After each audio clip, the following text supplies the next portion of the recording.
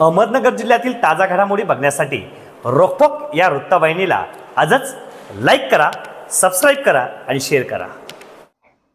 कोपरगाव शहरातील अंजनी नगर येथे 9 जून ते 15 जून 2025 या कालावधीत घर बंद असल्याचा फायदा घेत अज्ञात चोरट्याने घराचे दरवाजे लॉक तोडून घरात प्रवेश करत म्युरिफाय कंपनीचा 32 inch LED TV, setup box आणि संसार उपयोगी भांडे असा एकूण 27,000 रुपयांचा मुद्देमाल लंपास केल्याची घटना उघडकीस आली आहे। या प्रकरणी देवेंद्र दिलीप डाके राहणार अंजनी नगर कोपरगाव यांनी कोपरगाव शहरात पोलीस ठाण्यात तक्रार दाखल केली होती। गुन्हा दाखल होताच पोलीस निरीक्षक रामकृष्ण कुंभार यांच्या मार्गदर्शनाखाली पोलीस पथक सक्रिय झाले। अवघ्या काही तासात तपासाचा धागा पकडत अजय उर्फ मावड्या प्रभाकर पवार वय 27 राहणार हनुमान नगर कोपरगाव याला ताब्यात घेण्यात आले।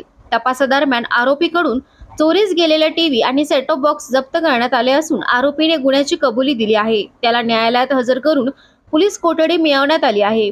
ही कारवाई पोलीस अधीक्षक श्री सोमनाथ गारगे, अपर पोलीस अधीक्षक श्री वैभव कलुबर्मे आणि उपविभागीय पोलीस अधिकारी श्री शिरीष वामने यांच्या मार्गदर्शनाखाली करण्यात आली।